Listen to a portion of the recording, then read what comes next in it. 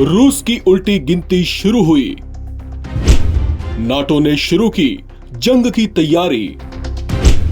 Trump ने Putin को दे दी last warning.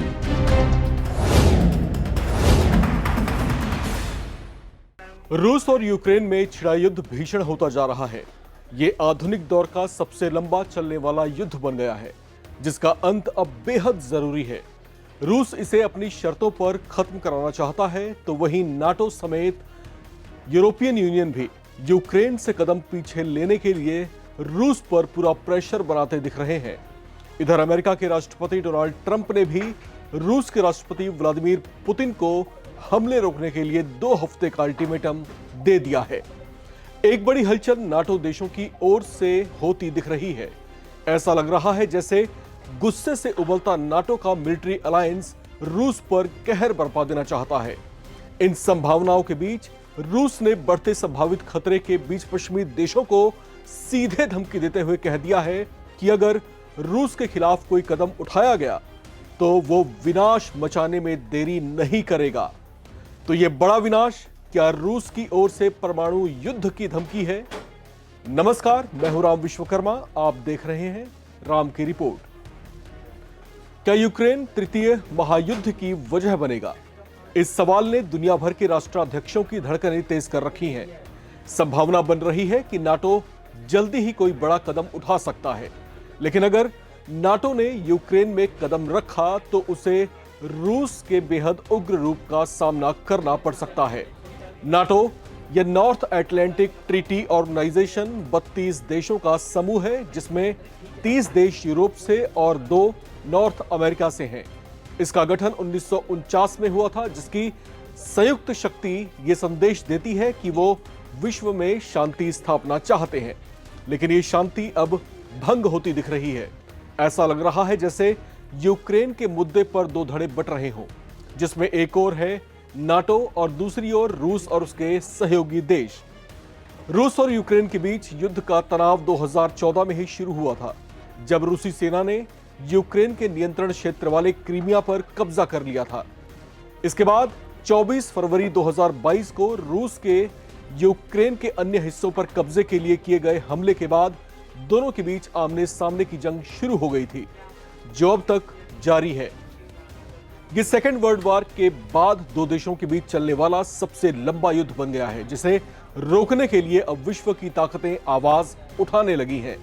अमेरिकी डेमोक्रेट सीनेटर रिचर्ड ब्लूमेंथल और लिंडसे ग्राहम ने भी रूस के खिलाफ सख्त टिप्पणी करते हुए कहा है कि रूस के खिलाफ अब सिर्फ प्रतिबंधों या निंदा से ही काम नहीं चलेगा। संकेत साफ है कि अमेरिका में सत्ता पक्ष और विपक्ष के सुर इस मुद्दे पर मिल रहे हैं। इसके अलावा अमेरिका और यूरोपियन यूनियन मिलकर रूस के खिलाफ एक बड़ा ब्रह्मास्त्र चलाने की तैयारी में है। यह ब्रह्मास्त्र रूस में आर्थिक विनाश ला सकता है, जबकि उसे दुनिया में एक तरह से आइसोलेट भी कर सकता है। इस संबंध में जो प्रस्ताव है वो ये है कि रूस के साथ व्यापारिक संबंध रखने वाले देशों पर 500% का टैरिफ लगा दिया जाए। प्रस्ताव में सीधे ये बात कही गई है कि जो देश रूस से गैस, तेल या अन्य चीजें खरीदेगा उस पर 500% टैरिफ लगा दिया जाएगा। जाहिर है ऐसा होना उन देशों के लिए बहुत बड़ा झटका साबित हो सकता है। इससे भारत और चीन जैसे देशों पर सीधा असर पड़ेगा, जो रूस से तेल और गैस इंपोर्ट करते हैं।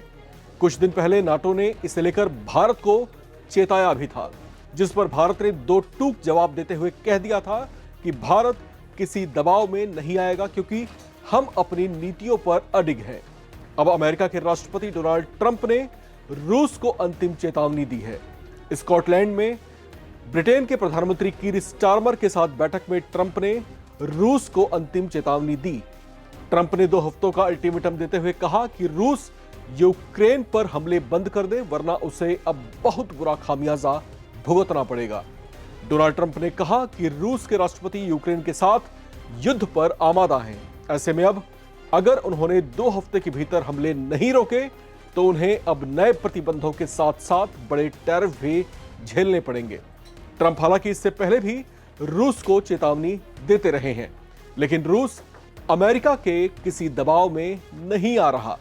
यूक्रेन को अमेरिकी हथियारों की सप्लाई होने के बाद से ही रूस का रुख बेहद कड़ा है।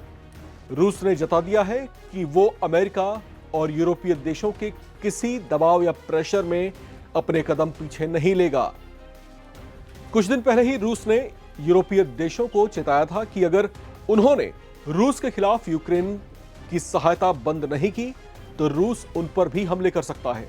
उसके बाद अमेरिका ने भी सख्ती दिखाते हुए कह दिया कि अगर रूस 50 दिनों के भीतर शांति समझौते पर सहमत नहीं हुआ तो अमेरिका बेहद कड़े टैरिफ लगाएगा। हालांकि इस पर जब रूस का रुख नरम नहीं पड़ा तो अमेरिका ने चेतावनी की मियाद 50 दिन से घटाकर अब महज 10 से 12 दिन कर दी है। ऐसे में दुनिया भर में हलचल तेज हो गई है कि क्या रूस और यूक्रेन के बीच की ये जंग और कोई गंभीर रूप तो नहीं ले लेगी।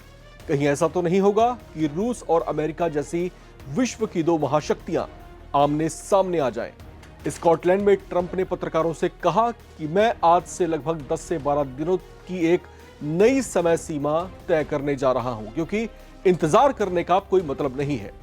आपको बता दें कि हाल में अमेरिका की ओर से यूक्रेन को हथियारों की सप्लाई की गई थी, जो ट्रंप वेपन के नाम से दुनिया भर की मीडिया रिपोर्ट्स में चर्चित रहे, जिससे रूस ने अपनी त्योरियां चढ़ा ली थी।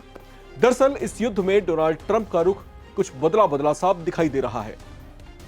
जो ट्रंप अब तक युद्ध में मध्यस्थता की कोशिशों में लगे हुए थे, उन्होंने कुछ दिन पहले सबको ये कहते हुए चौंका दिया था कि अब अमेरिका कीव को हथियार भेजेगा ताकि वो अपने डिफेंसिव क्षमता को पहले से ज्यादा मजबूत कर सके, जिसके बाद उनकी मंशा पर सवाल उठाए जाने लगे थे और यह भी कहा जाने लगा था कि वे पिछले 3 साल से जारी रूस यूक्रेन युद्ध का शायद अंत होने ही नहीं देना चाहते। यूएस प्रेसिडेंट डोनाल्ड ट्रंप ने यूक्रेन को लेकर अपना रुख बदलते हुए घोषणा की थी कि अमेरिका अब कीव को ज्यादा डिफेंसिव वेपन्स की सप्लाई करेगा। इस पर चर्चाएं ये शुरू हुई थी कि अमेरिका कहीं यूक्रेन की मदद के नाम पर उसे रूस की तबाही का सामान तो नहीं थमा रहा। लिहाजा ऐसी अटकलों के बीच अब रूस ने भी कमर कसनी शुरू कर दी है।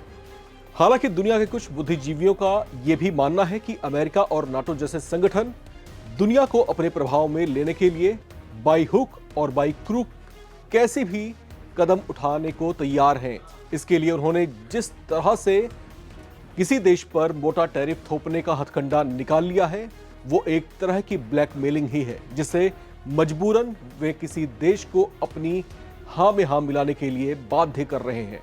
उनका यह भी मानना है कि अगर तृतीय विश्व युद्ध छिड़ता है तो यह दुनिया पर आर्थिक आधिपत्य स्थापित करने के लिए हो सकता है। तो यहां पर जिस तरह का गतिरोध इस समय शुरू हुआ है, इसकी परिणति क्या होगी उसके संकेत अब मिलने लगे हैं।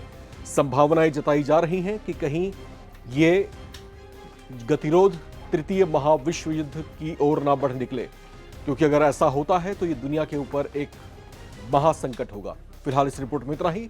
बाकी अपडेट्स के लिए आप बने रहें और देखते रहें नवभारत टाइम्स।